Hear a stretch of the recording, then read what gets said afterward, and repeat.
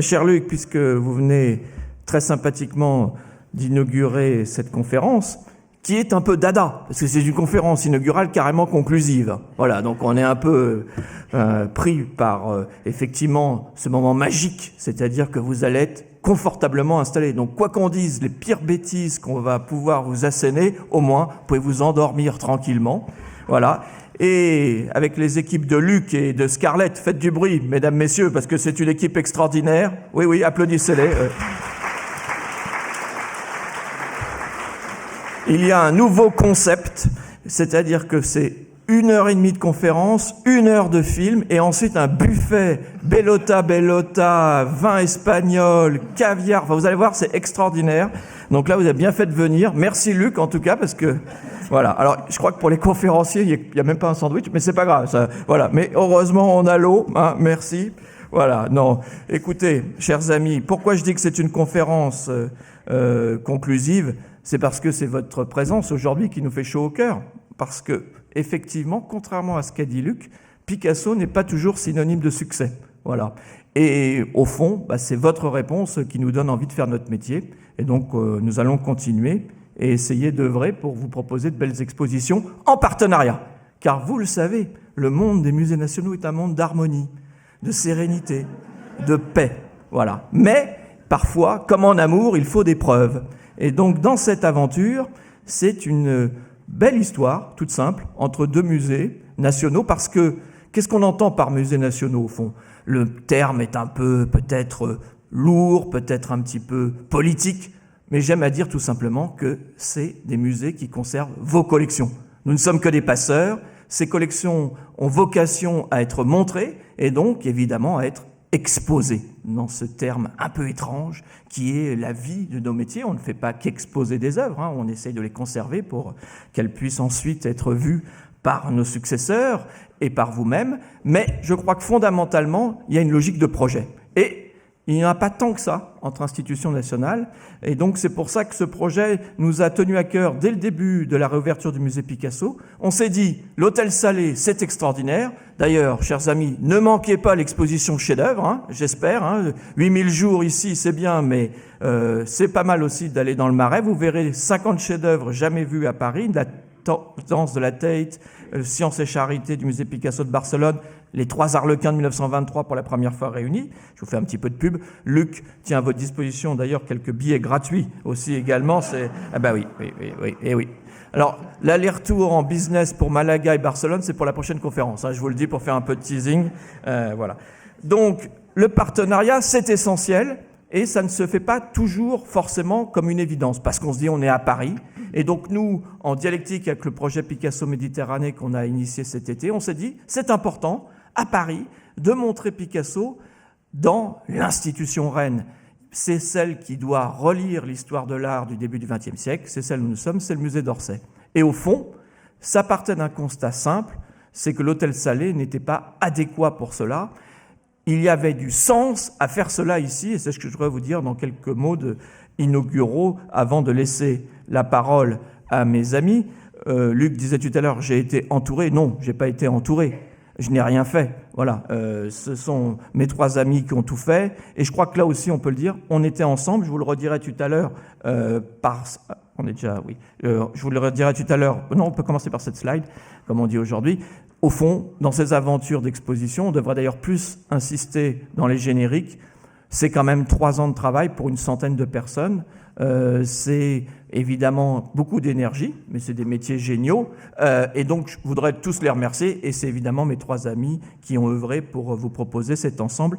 J'insiste parfois trop, on me le reproche, mais je crois qu'on peut l'affirmer avec ardeur, nous ne reverrons pas cette exposition de notre vivant. Et ce qui est étrange, c'est que c'est la première fois qu'on propose ce projet, alors même que Picasso est arrivé dans ce lieu pour la première fois à Paris en 1900 et qu'il a produit une grande partie de ses œuvres à quelques centaines de mètres d'ici. Mais l'État, comme d'autres institutions publiques, ont été souvent aveugles avec l'avant-garde présente devant leurs yeux. Et c'est pour ça qu'aujourd'hui, ce projet prend tout son sens, parce que dès que vous avez parcouru l'exposition, vous pouvez continuer dans les collections permanentes et voir là tous les artistes qui ont été soit peintres, sculpteurs, dessinateurs au même moment que Picasso, soit encore plus intéressant, les références de Cézanne à Van Gogh, de Toulouse-Lautrec à Gauguin, qui ont évidemment plus qu'influencé, finalement irrigué le processus créatif même de Pablo Picasso. Voilà, vous voyez l'équipe. Un mot, je crois, important sur la scénographie, je vous remontrerai le plan tout à l'heure. Nicolas et Valentina, je crois, ont contribué à ce que ce projet soit un succès parce que, pour nous, c'était essentiel. On ne voulait pas surjouer l'exposition. Ça m'est arrivé au cours de ma carrière de proposer des moments un peu plus spectaculaires. Là, je crois qu'il fallait rester tout en nuances, à tel point que je crois que beaucoup de visiteurs ne se rendent même pas compte que les couleurs des murs changent légèrement au cours de l'exposition. Et ça, je crois que c'est la meilleure des récompenses et qu'au fond, c'est l'œuvre de Picasso qui domine et qui s'impose, et c'est là l'essentiel. Un mot sur Marilyn et Édouard. Vous ne les connaissez peut-être pas, ils ne pouvaient pas être avec nous aujourd'hui, mais ce sont tout simplement les deux stars de l'histoire de Picasso de cette époque-là, 1900-1906. Et je crois que c'était très important pour nous de dire que, passionnés de l'œuvre de Picasso, on peut toujours tout simplement être modeste et s'apercevoir qu'on est face à l'Everest. Et donc quand on est face à l'Everest, il nous faut des guides, il nous faut des Sherpas. Et là, avec Marilyn et Édouard, qui ont passé 20, 30, 40 ans de leur vie à aller au plus profond des biographies picassiennes, on a eu la chance d'avoir des guides merveilleux qui nous ont permis aussi de dénicher des œuvres pour la première fois montrées à Paris. Je vous ai montré la gare, vous la retrouvez, votre lieu de prédilection. C'est toujours étonnant de voir ces images et d'imaginer Pablo sortant là pour aller visiter l'exposition universelle. Quelques chiffres, mais surtout, j'insisterai plus sur la diversité des médias. Je crois que c'était essentiel de montrer un Picasso, comme on dit aujourd'hui un peu rapidement, pluridisciplinaire. On dit souvent que le Centre Pompidou est un lieu pluridisciplinaire, mais il ne faut pas oublier que le musée d'Orsay est tout à fait dans le même esprit et qu'il a été révolutionnaire à son inauguration, et ça n'a pas changé depuis maintenant 30 ans. C'est vraiment l'histoire d'un musée qui veut montrer toutes les disciplines. Et je pense que ça aurait été une erreur de réduire Picasso à un seul médium.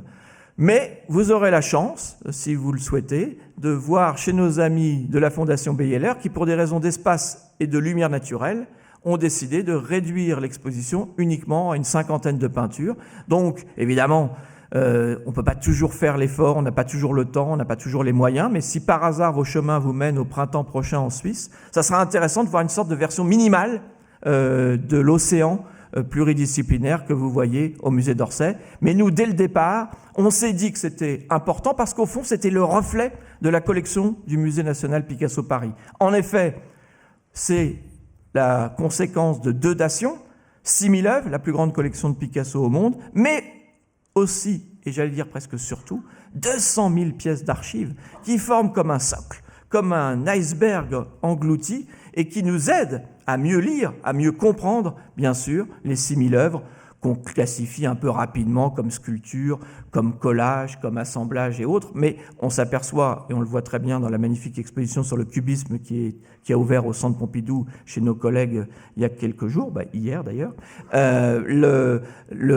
répartition entre disciplines est là aussi tout à fait affinée. On voit que souvent un collage peut être classifié dans tel ou tel champ, et ce qui est important, c'est de montrer que Picasso n'arrêtait pas, œuvrait en permanence, j'allais dire jour et nuit, mais quasiment, et qu'au fond, on ne sait pas parce qu'il n'y a pas de catalogue raisonné, mais on estime entre 50 000 et 70 000 œuvres sa production. Mais ce qui nous importait dans cette exposition, c'était de revenir à l'essence même de notre métier, qui est de montrer l'œuvre originale. On adore les expositions numériques, on adore les expositions immersives, mais on aime aussi les expositions où on voit des œuvres en vrai. Et au fond, avec Bleu et Rose, on a tous en nous quelque chose de Tennessee, mais on a aussi tous la petite carte postale de l'Arlequin, on a tous notre boîte de chocolat avec l'enfant à la colombe, on a tous un Picasso Bleu et Rose chez nous, mais on se rend compte en voyant l'exposition qu'on n'a jamais eu la chance de les voir réunis. Et nous, quasiment tous les jours, on fait un pèlerinage parce qu'on sait que dans 80 jours, c'est fini. Voilà. Et donc, c'est ça aussi. C'est beau. Une exposition, c'est mortel. Et ça, c'est un plaisir de savoir que le plaisir est éphémère et que donc on peut ensuite en profiter pour aller partir vers d'autres aventures. Claire me regarde avec des gros yeux, je vois qu'elle voit que je suis trop lyrique, et pourtant ce n'est que de l'eau, chère Claire, car tu sais que Luc nous a encore supprimé toutes les substances illicites, et heureusement, voilà. On a là ce qui est un peu un pont aux ânes des présentations d'exposition, et qui doit nous questionner à l'heure du développement durable. Je crois qu'aujourd'hui, il y a c'est pas l'objet bien sûr de la conférence, mais je crois qu'on doit être de plus en plus sensible à cette question, qui est quel sens cela a de faire venir des quatre coins du monde des œuvres à grand prix, dans des avions, avec des convoyeurs. Voilà.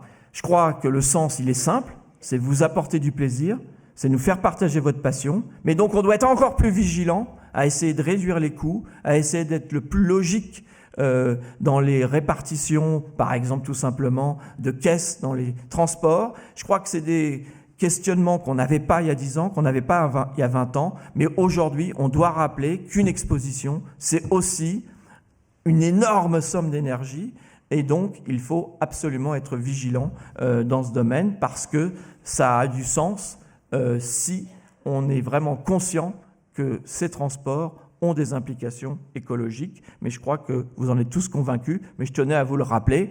Néanmoins, ne boudons pas notre plaisir. En cet automne, je crois que c'est pas se mentir de dire que Paris est une fête. Il n'y a pas une autre ville dans le monde où vous pourrez voir ce panorama d'expositions. Et pourquoi nous pouvons faire ces expositions ? Grâce à vous. Car, comme vous le savez, l'État nous aide, grâce à vos impôts, mais les subventions ne suffisent pas. Et donc, si vous ne payez pas votre billet d'entrée, nous ne pourrions pas faire ces expositions. Donc, nous tenions à vous remercier très sincèrement, car la logique du projet est aussi tout simplement une logique du public, même si je m'en excuse, l'exposition a un tout petit peu de succès. Donc, les conditions de visite, on essaie de les faire les plus agréables possibles en limitant la jauge, mais évidemment, ça peut être parfois quelques moments difficiles. Voilà les deux catalogues qui ont irrigué notre réflexion et qui vous montre qu'en fait, la dernière grande exposition sur le sujet était à Washington il y a 20 ans. C'est le catalogue que vous voyez à droite sur l'image. Et c'est pour ça aussi qu'on a choisi cette femme extraordinaire à l'inauguration de la première salle comme choc premier. Pour nous, c'était important de rendre hommage à cette exposition où Marilyn avait déjà travaillé. L'autre était en Suisse, 13 ans avant celle de Washington, qui a été aussi la première l'exposition la plus importante en Europe sur ce sujet. Un petit mot, bien sûr, sur les petits regrets. Mais nous n'en avons pas, parce que je crois qu'on est allé au bout de ce qu'on pouvait dans le budget imparti. Néanmoins, vous voyez la famille de Saltimbanque. Certains nous ont demandé, mais pourquoi n'est-elle pas là à Paris, alors qu'il y a la vie de Cleveland, les deux grands chefs-d'œuvre de la période ? Eh bien, il faut s'y résigner. Parfois, il y a des œuvres qui ne peuvent pas voyager. Alors là, ce ne sont pas pour des raisons de conservation, l'œuvre n'est pas plus fragile que cela, mais c'est le donateur, Chester Dale, quand il a décidé de donner l'œuvre à la National Gallery de Washington, il a mis comme clause « l'œuvre ne voyagera plus jamais ». Voilà, donc il faut faire le voyage à Washington, mais c'est aussi pour ça qu'on s'est concentré sur d'autres prêts, comme notamment La jeune fille et l'acrobate à la boule. Voilà quelques ouvrages qui ont évidemment nourri notre réflexion et qui vous prouvent, si besoin est, qu'il y a eu énormément de recherches d'histoire de l'art sur le sujet et que nous venons un petit peu comme un feu d'artifice final et que nous rendons hommage à toutes ces personnes qui ont défriché ce sujet, mais finalement l'exposition vient comme un précipité chimique avec ce rassemblement d'œuvres en réel. Alors je me suis amusé dans le début du catalogue, que j'espère que vous avez acheté, sinon Luc va vous l'offrir aussi. Voilà. Oui, c'est un package, c'est un running game, mais vous allez voir, vous n'allez pas être déçus d'être venus au moment du déjeuner.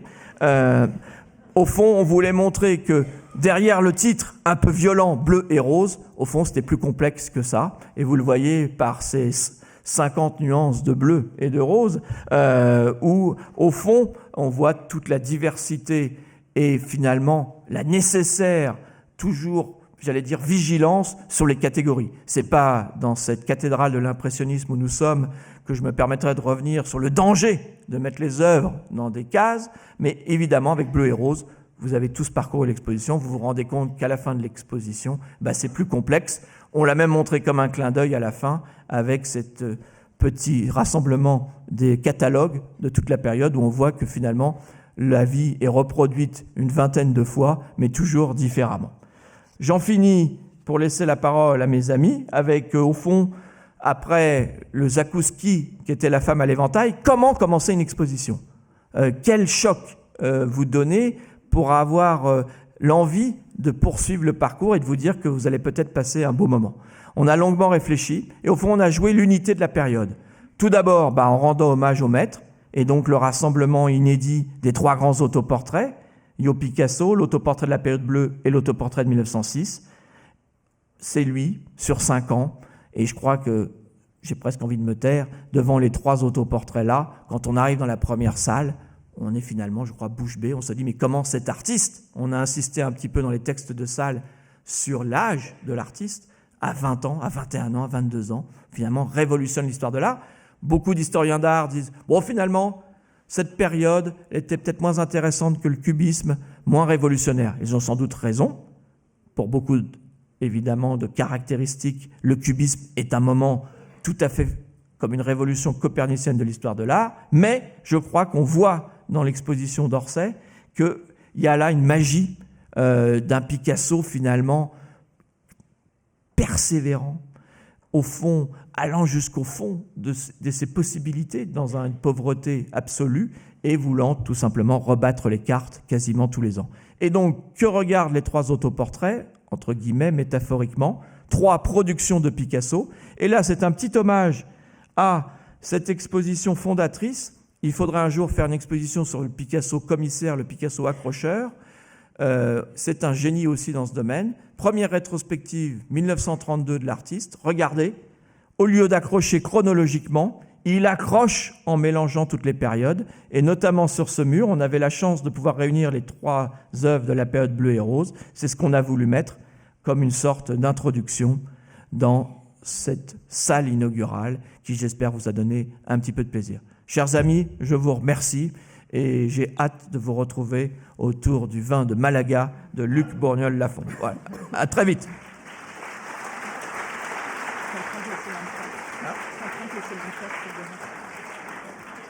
Alors nous allons suivre un parcours chronologique selon les salles que vous connaissez bien et je crois que c'est Claire qui commence. Présidente du musée d'Orsay, c'est ça, c'est ce que disait Luc tout à l'heure. Non, il s'est trompé. Merci Laurent. Il est toujours très difficile de continuer et prendre la parole après les discours brillants de Laurent, donc je vais essayer de relever la gageure. En tout cas, nous sommes très heureux de vous accueillir aujourd'hui dans cette conférence. Et je souhaiterais d'abord, en quelques mots, vous souligner la fluidité de ce parcours que nous vous proposons aujourd'hui et que vous avez, je l'espère, tous déjà pu parcourir. Donc cette exposition en 16 temps, autant de salles, autant de temps différents dans ce grand parcours des périodes bleues et roses de Picasso. Laurent l'a dit, un parcours qui est finalement celui d'un jeune artiste qui, en l'espace de quelques années, révolutionne sa propre peinture et révolutionnera celle à venir.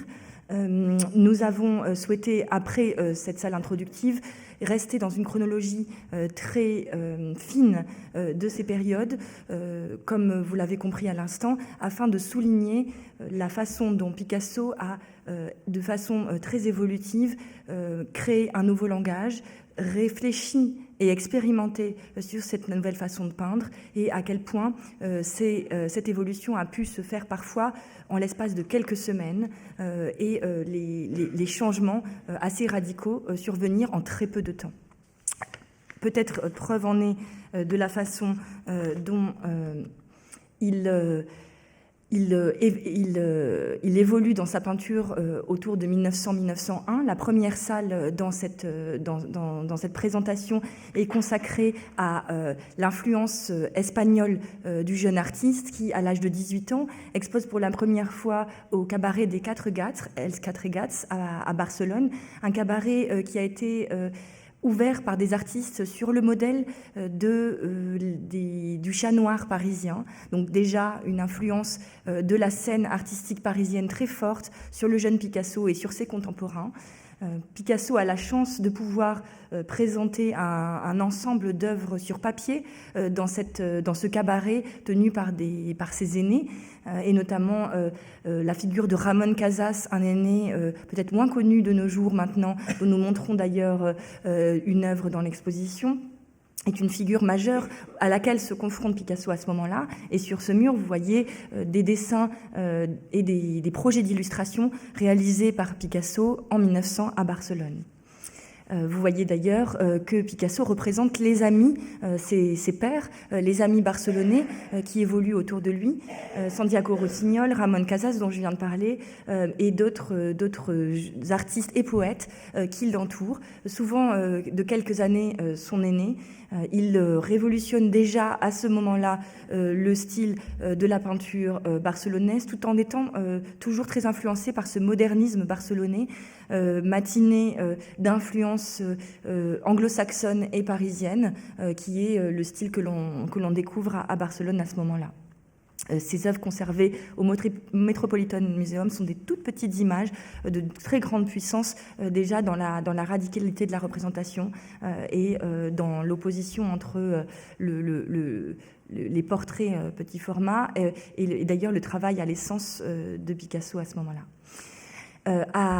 Picasso arrive, Laurent l'a rappelé, pour la première fois à Paris en 1900. Il y retourne une deuxième fois, en 1901. Il présentera à ce moment-là une grande exposition. Sa première vision du Paris 1900 est un grand choc pour lui. Il y vient pour l'exposition universelle car il y présente une œuvre, mais il découvre aussi un univers qui est très différent de celui dans lequel il évolue à Barcelone. Et une des choses qui l'a le plus marqué, c'est que les amants s'embrassent dans la rue à Paris.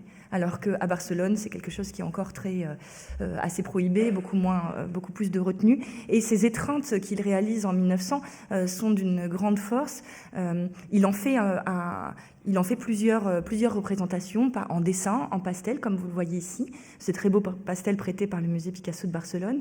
Et cette étreinte est d'ailleurs très liée à l'ambiance parisienne et au style parisien qu'il découvre déjà à Barcelone, par le biais de la revue aussi, et notamment les représentations de Steinlen, qui est un grand dessinateur et illustrateur dont il voit les reproductions dans le Gil Blas, auquel d'ailleurs son père était abonné, son père qui était lui aussi un peintre, qui a permis à Picasso de compléter sa formation et de découvrir cette voie. Dans cette salle, vous voyez aussi cette très belle œuvre, cette femme en bleu que Picasso réalise à son retour à Madrid après ce deuxième séjour parisien, un séjour très court à Madrid en 1901, qui est productif, un moment où Picasso produit énormément, et cette œuvre de grand format est assez caractéristique et assez étonnante dans cette période par déjà l'ambition de ce jeune artiste sur la scène madrilène. Il est dans la capitale espagnole et il produit cette œuvre pour un concours qu'il remportera d'ailleurs grâce à cette toile, une représentation de courtisane. On voit déjà le visage qui est presque un masque, cette crinoline qui prend toute la place, cet énorme chapeau très impressionnant qui pourtant revêt, qui est une représentation de cette ambiance fin de siècle qui marque beaucoup Picasso. Picasso remporte ce concours. Cette toile donc revêt une certaine importance. Pourtant, il la laisse derrière elle comme si elle n'avait plus d'importance pour lui. Et elle sera découverte des décennies plus tard par le directeur du musée national Reina Sofia. Et il la découvrira dans les réserves et demandera à Picasso, alors c'est à moi, c'est moi qui l'ai créée. Et donc elle restera la propriété du musée national de Madrid. Cette évocation donc cette photographie des salles, pour vous montrer, vous l'avez sûrement vu, on a parlé de la scénographie, notre volonté de souligner une certaine continuité dans la carrière de Picasso à ce moment-là, et surtout à quel point la vie, ce chef-d'œuvre de la période bleue, est est une sorte de point d'aboutissement d'un cheminement que l'on voit auparavant dans l'exposition, mais aussi de façon très symbolique peut-être, révélatrice d'une évolution radicale du jeune artiste, puisque la vie a été peinte par-dessus une toile, Les Derniers Moments, qui est une toile de représentation funèbre, puisqu'il s'agissait d'une veillée funèbre, que Picasso a peinte en 1900. C'est cette toile qui a été sélectionnée par le gouvernement espagnol pour être présentée à l'exposition universelle, qui conduit Picasso à Paris pour la première fois. Il ne reste de cette toile que des études préparatoires, quelques dessins. Ces derniers moments nous ont été prêtés par le musée Picasso Barcelone et nous montrent la composition initiale et la composition donc de ces derniers moments qui ont été présentés, une toile assez réaliste présentée par le jeune Picasso qui avait alors 18 ans à Paris. Et donc, nous n'en avons connaissance maintenant que par ces dessins préparatoires et par les radiographies qui ont pu être faites de l'œuvre La Vie il y a quelques années et qui ont révélé l'existence de ce tableau sous celui de La Vie. Donc Picasso a retourné la toile et a peint par-dessus son œuvre de jeunesse comme un geste radical d'opposition, et il peint la vie au-dessus de cette mort qu'il dépeint en 1900. La salle suivante dans l'exposition est une évocation que nous souhaitions assez complète, je crois qu'elle a un grand impact quand on rentre dans cette salle, de l'exposition que Picasso a la chance de pouvoir présenter à la Galerie Vollard en 1901. Donc en juin 1901, Picasso est invité à l'instigation de Pere Maniac, un marchand d'art qui se fait l'intermédiaire et le galeriste de Picasso pour un marchand espagnol, qui vient voir le grand galeriste Vollard, galeriste des impressionnistes à Paris, qui a déjà grand pignon sur rue, et propose Maniac propose à Vollard de présenter Picasso aux côtés d'un autre peintre espagnol, Iturrino, dans sa galerie rue Laffitte. Picasso crée en l'espace de quelques semaines un ensemble de toiles et d'œuvres sur papier et d'œuvres sur carton, pour beaucoup, assez incroyables, avec des couleurs assez extraordinaires, une ambiance colorée que vous pouvez voir, que vous pouvez deviner dans cette salle, une fête de la couleur, je dirais, comme d'ailleurs les critiques du moment le découvrent. Une œuvre très forte qui est célébrée par les critiques d'art au moment de l'exposition, qui s'appuie et qui continue cette mouvance du post-impressionnisme que Picasso a découvert à Paris. On peut voir dans ces toiles, et notamment dans cette très belle huile sur carton conservée au musée Picasso de Barcelone, qui a un très grand prêteur de cette exposition et qui nous a fait le grand honneur de nous prêter cette œuvre, qui continue cette fête de la couleur qui a été engagée notamment par Van Gogh. Vous pouvez peut-être dans cette toile déceler la touche la touche pointilliste qui est celle des post-impressionnistes, le style très enlevé et les couleurs vives, le cerne bleu marine qui entoure ces figures. Et pourtant, Picasso déjà, à son propre style, apporte quelque chose de très singulier à cette peinture, qui est déjà celle qui représente les marges de la société. Picasso s'intéresse au monde des cabarets, au monde des prostituées. Ici, il s'agit d'une pierreuse, ces prostituées qui racolaient le client non pas dans des maisons closes, comme il y en avait à l'époque, mais au bar, la catégorie la plus basse dans cette hiérarchie des bas-fonds parisiens. Et cette très belle femme, cette Margot qu'il représente, il la représente déjà avec des yeux cernés de bleu, un masque presque grimaçant que l'on retrouve dans d'autres œuvres de cette salle. Donc les critiques s'emparent assez vite de de cette nouveauté parisienne de ce jeune espagnol qui se forge un style personnel, alors qu'on voit maintes influences probables, comme le dit Félicien Fagus dans sa peinture. Alors, il cite tous ces noms que l'on retrouve dans les salles du musée d'Orsay, et dans les collections permanentes du musée d'Orsay. Donc, cette exposition est aussi une invitation à venir revoir les œuvres des collections à l'aune de cette revisitation par Picasso au tout début des années 1900. Ce style personnel, Picasso le clame. Yo Picasso, que vous avez vu dans la première salle, cet autoportrait flamboyant était d'ailleurs présenté à cette exposition. Et pourtant, quelques semaines plus tard seulement, Picasso s'aventure dans une autre voie, celle de la peinture bleue, qui envahit progressivement les toiles. Et notre salle, qui s'intitule Vers le bleu, souhaite souligner à quel point cette invasion du bleu est progressive chez le jeune Picasso. Et cette toile, La Chambre bleue, conservée à la Phillips Collection de Washington, en est un symbole. Une œuvre qui a été considérée par les critiques comme les historiens de l'art comme la première œuvre bleue dans la carrière de Picasso. Vous voyez que ce bleu envahit cette scène de l'atelier de Picasso à Paris, à Montmartre, boulevard de Clichy. On voit le modèle peut-être, mais un modèle ici qui au tub, en train de se baigner, de se laver. Une référence probable à Degas, dont nous avons vu qu'il l'a beaucoup regardé, mais aussi dans ces chatoiements du tapis et ces quelques touches de couleur, on voit celle peut-être se dessiner cette influence plus large à Paris des nabis, de la peinture post-impressionniste que Picasso peut voir dans les galeries parisiennes. L'hommage le plus prononcé dans cette toile, c'est celui à Toulouse-Lautrec, puisque vous voyez à l'arrière de cette représentation sur le mur la représentation d'une affiche de Toulouse-Lautrec, May Milton, dont vous avez une reproduction ici.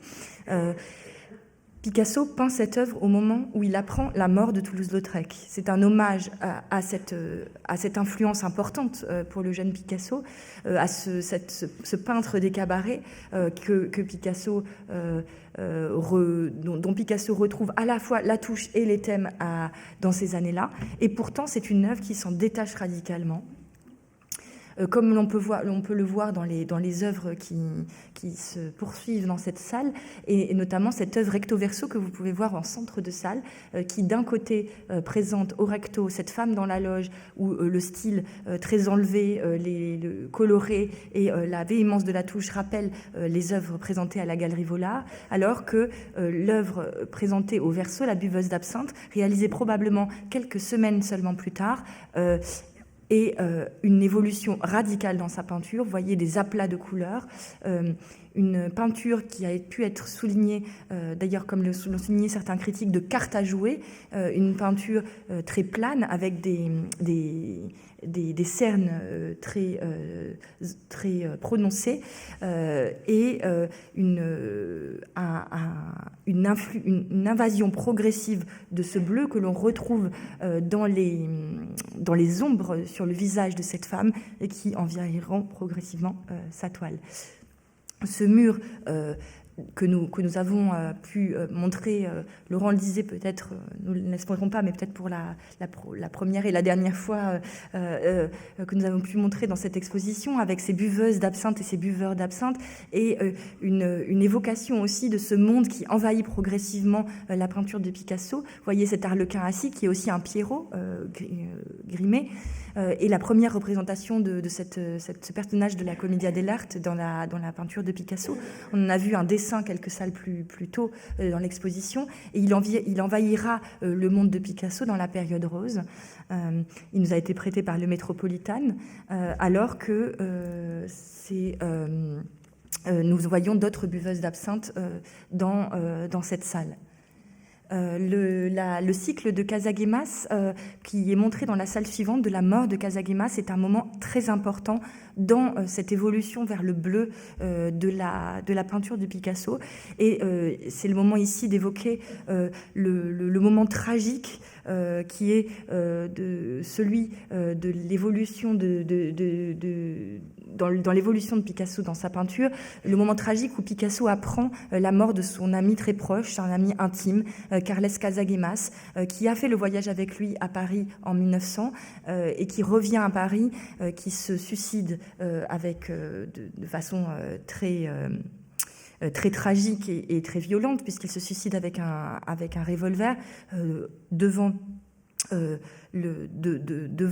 foule d'un café parisien de chagrin d'amour. Vous voyez ici le PV de police relatant les circonstances de ce suicide en février 1901. Donc Carles Casagemas, très jeune homme, se donne la mort en public. Picasso l'apprend alors qu'il est, lui, à Madrid. Il ne sera pas là pour l'enterrement de son jeune ami, mais pourtant, 6 mois plus tard, évoquera cette mort et l'évoque du coup non pas de mémoire, mais il fait une évocation complètement fantasmée de ce corps gisant dans une série de toiles et d'œuvres sur carton très, très poignantes. Cette mort de Casagemas avec le style encore très caractéristique de ce moment où il emprunte à Van Gogh sa touche et son style. Et puis, peut-être quelques semaines plus tard, cette très belle tête de Casagemas où l'on voit l'impact de la balle de revolver, ou encore ce Casagemas dans son cercueil que vous voyez dans la même salle. Pour clore ce cycle évocation, une très belle toile qui nous a été prêtée par le Musée d'Art moderne de la ville de Paris, où l'on voit Casagemas allongé dans une scène, une évocation religieuse en 2 registres, évoquant de toute façon cette fois-ci de façon allégorique, mais aussi satirique, de la mort de son jeune ami, avec des pleureuses entourant le corps de l'homme allongé, alors qu'au-dessus, dans le registre supérieur, nous voyons les prostituées avec des bas rouges évoquer ce monde que Casagemas ne pourra pas connaître. Bonjour à tous, donc je prends le relais pour vous présenter donc la suite du parcours avec donc après la salle consacrée à la mort de Casagemas, une salle où l'on entre plus avant dans la période bleue. Donc la période bleue, on la date généralement de la fin de l'année 1901 à 1904. La production de Picasso est entre Paris et Barcelone, mais essentiellement à Barcelone. Et cette période bleue, pour la résumer en quelques mots, c'est donc un regard du jeune Picasso sur le monde, sur la misère du monde, et avec cette couleur dominante, donc ce bleu, qui caractérise ces toiles. Donc Claire vous a parlé de la mort de l'ami de Picasso, Casagemas, que Picasso a lui-même analysé comme un élément déclencheur de la période bleue. Mais il faut souligner l'importance d'un autre épisode dans la transformation de sa peinture. Donc cet épisode, ce sont les visites que Picasso fait à l'automne 1901 à la prison de Saint-Lazare à Paris. Donc la prison de Saint-Lazare était une prison pour femmes dans le quartier de la gare de l'Est, et dans cette prison étaient détenues de nombreuses prostituées.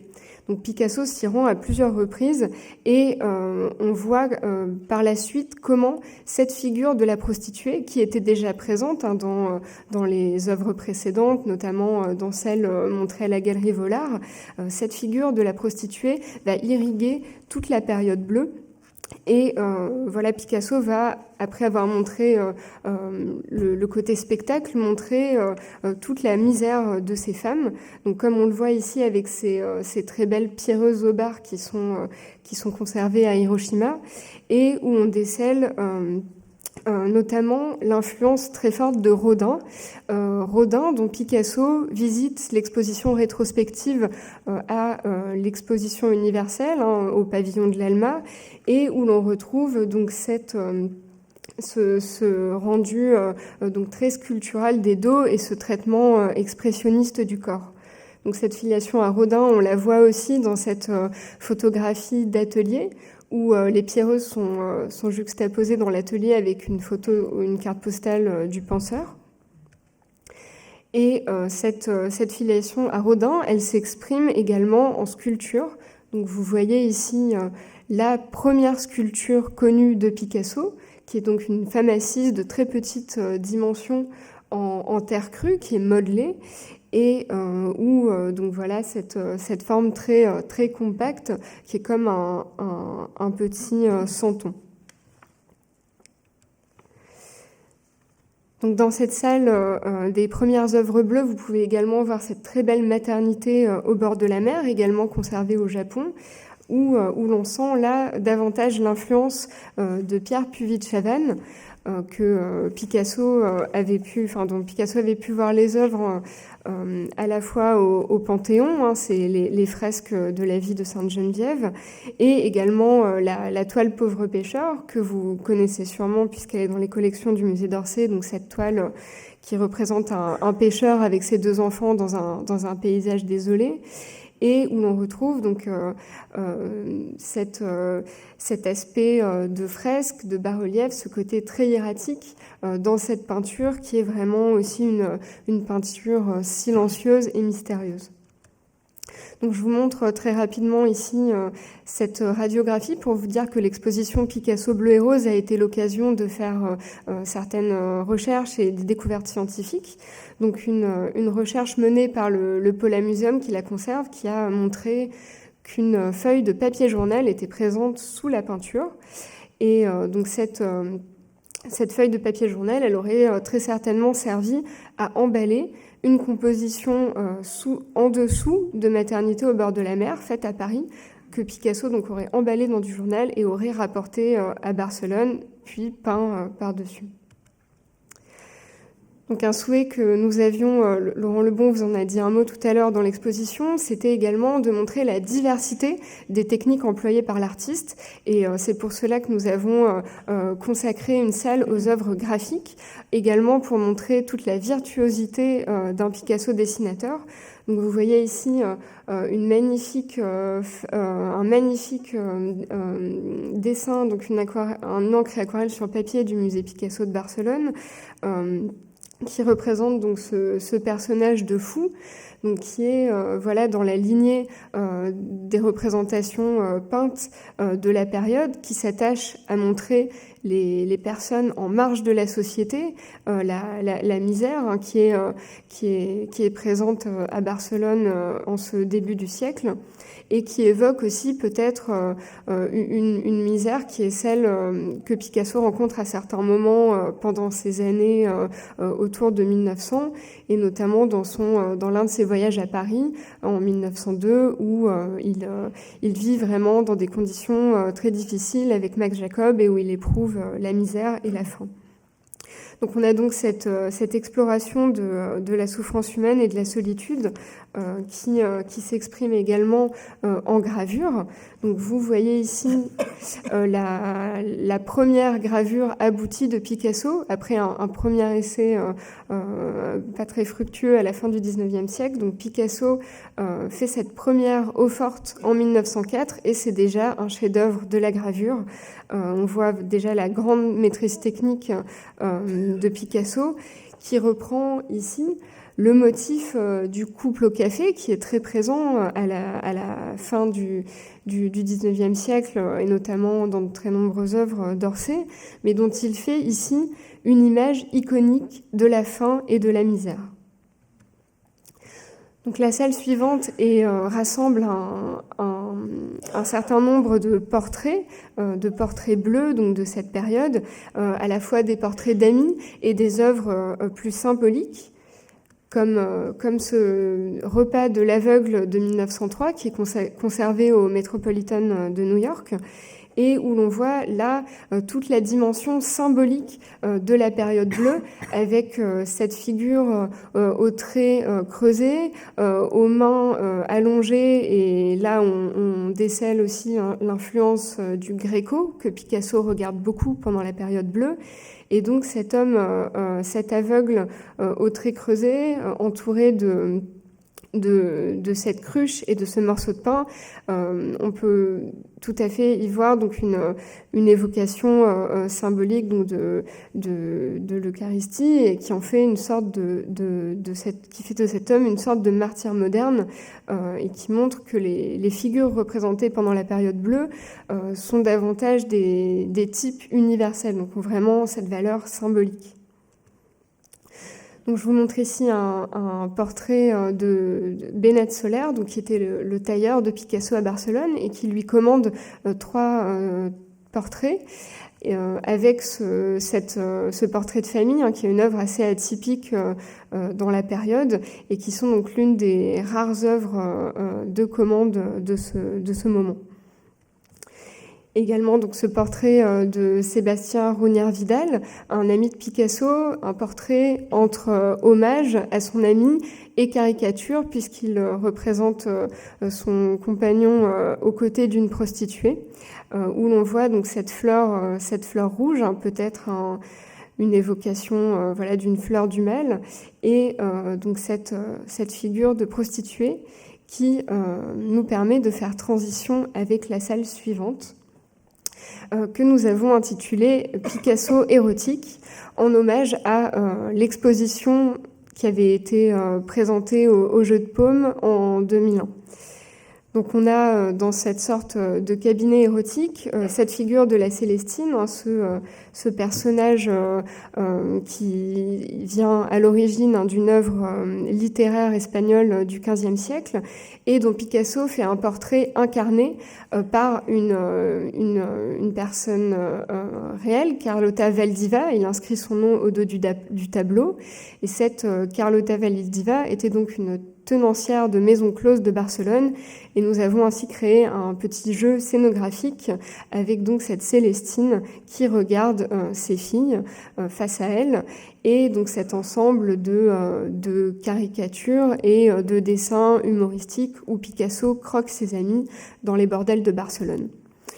Nous voulions aussi montrer que la période bleue ne peut pas se réduire à ces œuvres graves et tragiques, mais qu'il y a aussi tous ces dessins où s'exprime la pulsion de vie chez l'artiste. On voit un autre exemple ici, que je ne commenterai pas. Et donc nous arrivons à la salle consacrée à la vie, donc que nous apercevons depuis les premières salles du parcours, et dont on se rapproche de plus en plus. C'était un choix scénographique aussi pour souligner l'importance de cette œuvre, qui est le grand chef-d'œuvre de la période bleue, qui est conservé aujourd'hui au musée de Cleveland, et qui est vraiment sa présentation est vraiment un événement exceptionnel, puisqu'elle n'a pas été montrée en France depuis plus de 50 ans.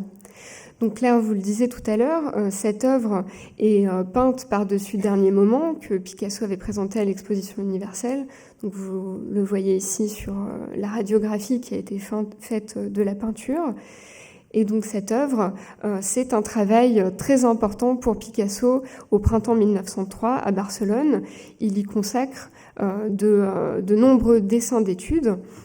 Donc vous le voyez ici, c'était au départ pensé comme une représentation de l'atelier, avec donc ce chevalet et cette figure d'homme, de marchand sans doute, qui arrive à gauche.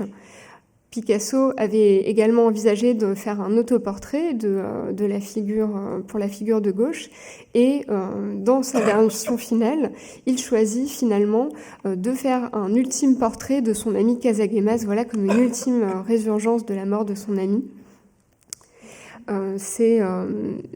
Cette toile de la vie est une toile très impressionnante par son format, très mystérieuse, qui a connu de nombreuses interprétations, et qu'on analyse souvent comme une allégorie du cycle de la mort à la vie.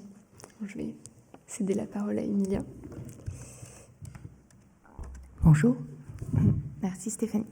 Donc, le parcours se poursuit après cette salle autour de la vie, avec en pendant à la salle du cabinet érotique qu'on a vu. On a un petit peu le pendant avec cette salle plus documentaire, articulée autour de cette grande vitrine où vous voyez un certain nombre de dessins, de photographies, de cartes postales, mais aussi de gravures qui évoquent la constellation d'artistes et de poètes qui entourent Picasso à ce moment-là. Vous avez également une grande reproduction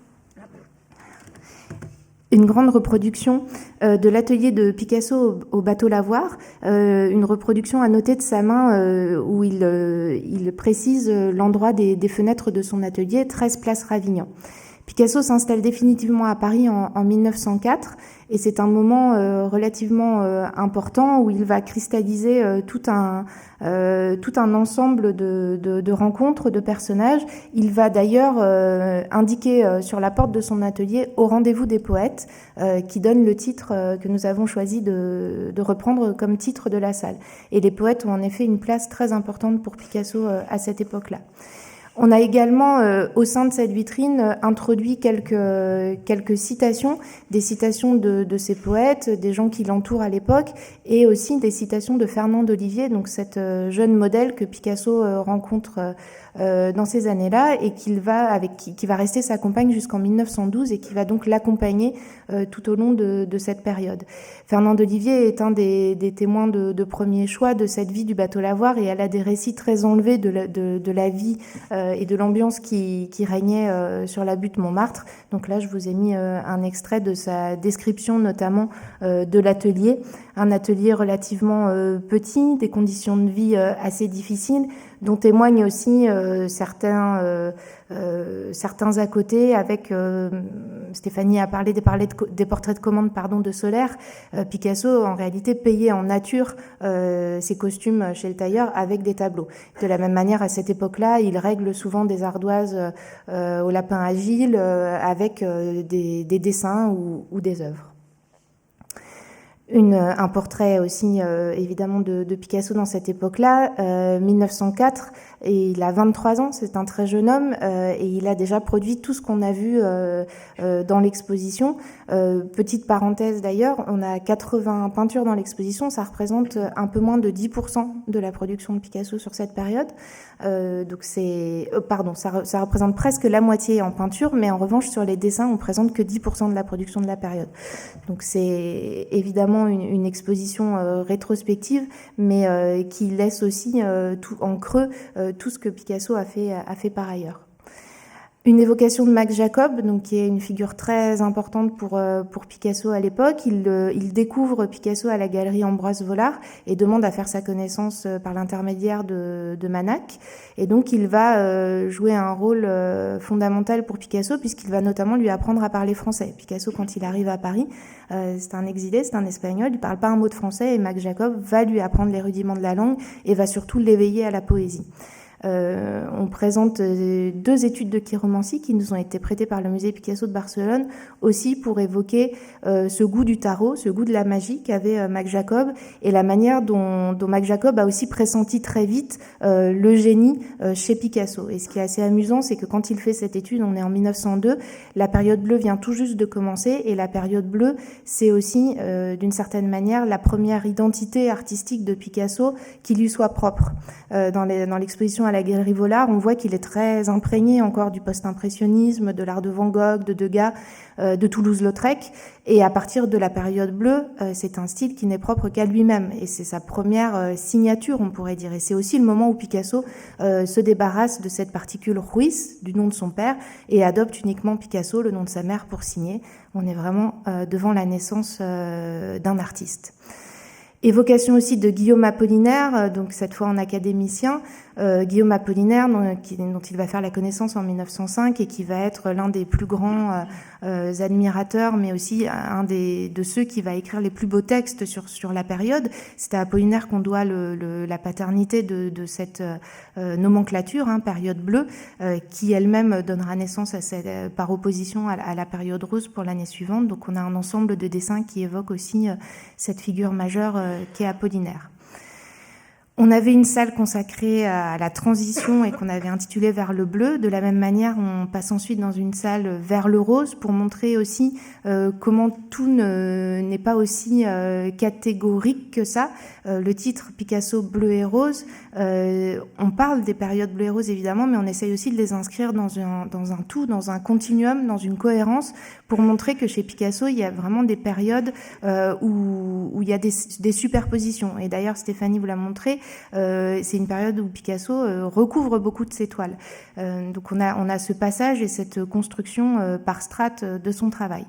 D'une manière générale, néanmoins, on peut noter qu'en 1905, la matière de Picasso va considérablement changer dans la mesure où il va peu à peu abandonner cette matière épaisse par recouvrement et avoir une peinture beaucoup plus délayée, beaucoup plus liquide, beaucoup plus transparente, qui va justement jouer sur ces nuances de tonalité. Là, je vous présente la femme en chemise, Madeleine, qui a été prêtée par la Tate Gallery de Londres. Et vous voyez dans la partie droite en bas, notamment, qu'on a aussi ce jeu sur la réserve. Picasso va aussi utiliser le fond de la toile ou du carton et faire parler la couleur du support. Donc, plus qu'un passage du bleu au rose, on est davantage devant une réintroduction de la couleur qui passe d'abord par une prise en compte du support et souvent des couleurs un peu terreuses. Même constat ici avec cette femme à la corneille. Donc on a ce fond bleu très intense, ce qui est encore complètement dans la lignée de ce qu'a fait Picasso auparavant, de même que les déformations. Notez l'allongement très expressionniste des doigts, qui sont là encore un héritage du Gréco, mais aussi de la période bleue de Picasso. Et ce corps, alors Picasso a rehaussé ensuite un petit peu avec de la gouache rouge, mais qui est majoritairement laissé en réserve. Donc c'est ce que vous voyez en dessous, c'est aussi la couleur originelle du papier. Un des chefs-d'œuvre de l'exposition est évidemment cette fillette au panier de fleurs de 1905 qui a été acquise, mise en vente en mai dernier et acquise par le collectionneur David Namad qui nous a fait l'amitié de nous le prêter pour cette exposition. Œuvre majeure qui a une histoire tout à fait singulière puisque c'est une des premières œuvres qui va être achetée par Leo et Gertrude Stein, qui sont ces deux collectionneurs mécènes américains qui vont jouer un rôle très important pour Picasso. Léo Stein découvre le travail de Picasso à l'exposition à la Galerie Serrurier qui a lieu au printemps 1905, qui est une exposition concentrée autour d'œuvres avec des saltimbanques, des acrobates. Et à la suite de cette exposition, demande à rencontrer l'artiste et à visiter son atelier.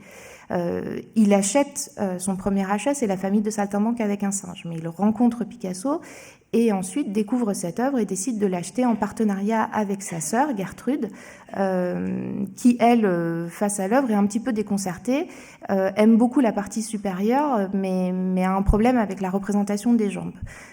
Et ce à quoi Clovis Sagot, qui est alors le marchand de Picasso, dépositaire de l'œuvre, propose de couper la toile pour ne conserver que la partie du portrait.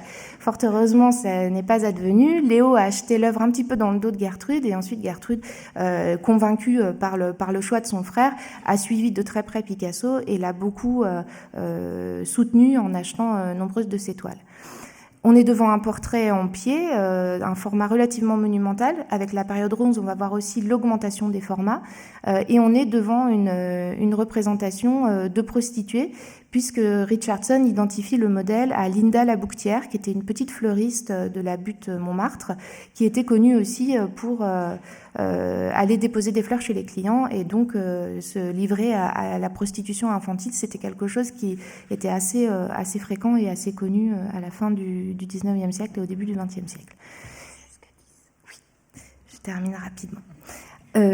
On évoque très rapidement le voyage en Hollande, puisqu'en juillet 1905, Picasso fait une escapade en Hollande de 3 semaines, dont il va ramener quelques œuvres, et notamment ces 3 hollandaises, où on voit déjà un intérêt pour l'art folklorique. On va dire qu'on est devant une représentation type art et tradition populaire, une attention portée notamment aux costumes, avec les sabots, avec les coiffes traditionnelles, et surtout le passage à des modèles qui sont davantage robustes.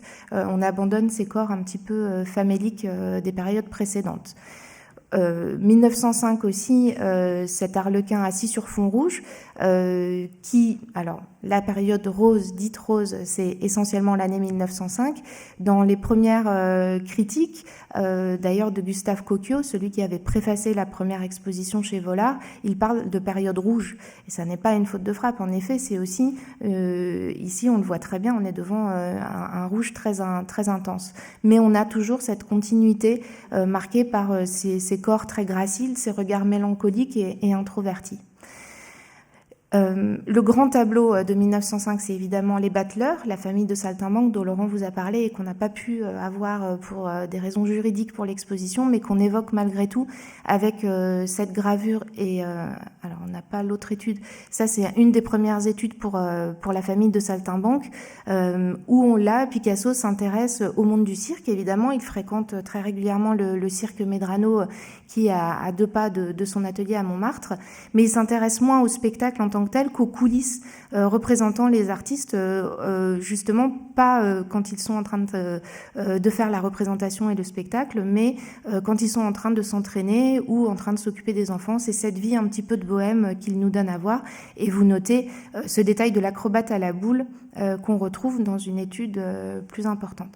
J'ai dit 2 mots de la famille de saltimbanques avec un singe tout à l'heure. Donc c'est la première œuvre acquise par Léo Stein, dont la composition s'inscrit dans la grande lignée des saintes familles de la Renaissance, et puis avec cette intrusion du singe, le singe qui est aussi une figure de l'artiste, le singe est l'imitateur, donc c'est une manière pour Picasso de se représenter 2 fois dans cette œuvre, puisque vous le savez sans doute, la figure d'Arlequin est un double pour Picasso. Donc quand vous voyez une figure d'Arlequin, il faut s'imaginer que c'est une vision de Picasso lui-même dans son œuvre. L'acrobate à la boule, autre chef-d'œuvre de l'exposition qui nous a été prêté par le musée Pouchkine, qui a été présenté la dernière fois à Paris en 1959. Donc on est très heureux de pouvoir à nouveau le donner à voir au public. On retrouve cet acrobate à la boule, une construction très soignée autour d'une opposition de contraste entre le féminin, le masculin, le céleste, le terrestre, le mouvement, la stabilité, une véritable panoplie du langage artistique et du langage plastique de l'artiste qui s'inscrit dans ce cycle d'œuvres de 1905 qui prépare cette grande composition de la famille de saltimbanques de Washington, dont vous avez ici l'étude plus aboutie avec sur la partie gauche ce personnage de haute forme qui est aussi une représentation de Picasso lui-même. Les artistes et voilà. Donc l'œuvre, je passe assez vite. Ensuite, on arrive dans la salle suivante avec ce meneur de cheval nu, qui est une œuvre qui fait suite à la découverte par Picasso de l'œuvre d'Ingres en 1905, et le travail autour d'une grande composition qui ne verra pas le jour, qui est une scène d'Abreuvoir, mais donc on a aussi cette filiation avec Cézanne, cet intérêt pour le corps nu masculin, et puis cette évacuation du côté sentimental et anecdotique de la période rose. On petit à petit, alors voilà l'Abreuvoir, la composition à laquelle Picasso travaillait. Il avait sans doute le projet d'une très grande toile pour se mesurer à ses contemporains. En 1905, c'est le salon d'automne avec la cage aux fauves, avec Matisse qui fait grand bruit, et donc Picasso essaye aussi sans doute de se confronter au grand format. L'année 1906 va voir un voyage très important pour Picasso à Gozol, un petit village des Pyrénées catalanes, permis par Ambroise Vollard, puisqu'Ambroise Vollard au début de l'année va acheter la totalité du fonds d'atelier de Picasso. Autant la période bleue avait trouvé peu d'acheteurs, autant la période rose pour le coup vient rencontrer un succès assez immédiat. Et ça représente pour Picasso l'équivalent de 2 ans et demi de salaire pour l'époque. Donc c'est considérable, et ça lui donne la possibilité de se rendre donc dans ce village, coupé de la société et du monde moderne. On y accède qu'à dos de mulet, il n'y a pas d'électricité, il n'y a pas de lumière, il n'y a pas d'eau courante, et il y a cette rencontre d'une vie préservée de la civilisation moderne. Voilà, et vous avez une citation de Fernande qui l'accompagne dans ce voyage et qui loue cette pureté incroyable, entourée d'habitants aimables, hospitaliers. Picasso travaille également à Gozol, donc aux Deux Frères. Donc nous avons l'étude au musée Picasso Paris qui s'inscrit dans la lignée des saltimbanques. On a encore le tambour qui évoque cette identification avec des jeunes acrobates ou saltimbanques. Dans la composition finale, il se concentre uniquement sur la représentation du corps humain. On a cette affirmation de la ligne, toujours dans la continuité d'Ingres, et puis ce sujet avec ce jeune frère qui porte son frère sur les épaules. Notez que le visage du plus jeune enfant est laissé en partie inachevé. C'est une des caractéristiques aussi de la période, notamment en sculpture. On a un goût du non finito pour montrer aussi le processus créatif, qui est quelque chose qu'on retrouvera dans l'œuvre de Picasso plus tard. Au fur et à mesure de ce voyage, on va voir dans son œuvre une géométrisation progressive des formes, un intérêt concentré sur l'anatomie humaine, une évacuation plus ou moins du sujet. Et là, vous voyez déjà ce visage marqué comme une sorte de masque. Je vous parlais du caractère inachevé, notamment en sculpture. Picasso choisit des supports dans lesquels il va inscrire parfaitement sa figure, mais tout en laissant le côté aussi brut. Ça doit beaucoup aussi à Gauguin, qu'il regarde attentivement et qui fait l'objet d'une rétrospective à Paris en 1906.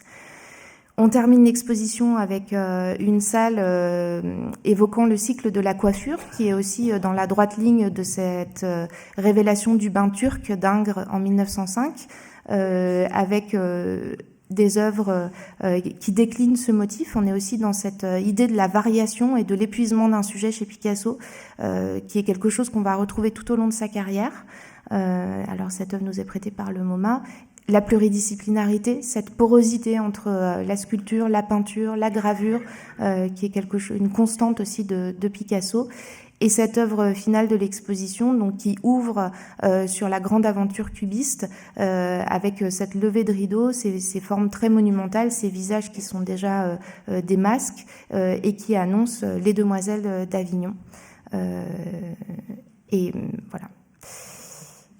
Un petit clin d'œil aussi, puisque donc vous avez cette œuvre dans des monochromes roses et ocre, et cette aquarelle du même sujet qui est aussi en bleu.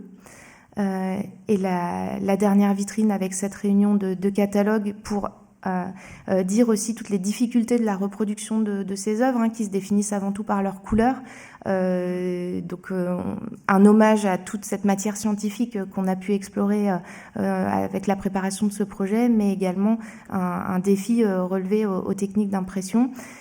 Laurent en a dit un mot, les œuvres de la période Bleu et Rose sont très connues, très diffusées, et paradoxalement, elles ont été souvent soustraites au regard du public parce qu'elles sont en collection particulière ou parce qu'elles sont dispersées dans le monde. Là, vous avez une vulgarisation chez les Simpsons ou dans un journal de Mickey avec cet enfant à la colombe ou ce vieux guitariste. Ce vieux guitariste qui d'ailleurs est devenu une icône pour la communauté gothique. Donc quand vous interrogez sur Google, vous voyez combien cette œuvre est aussi reproduite et réappropriée par les gens eux-mêmes. Et puis cette photographie qui a été prise il y a 2 ans à Paris avec ces 2 chefs-d'œuvre des périodes Bleu et Rose qui sont aussi un hommage anonyme de quelqu'un qui a tracé ça sur les trottoirs parisiens. Voilà. Je vous remercie de votre attention.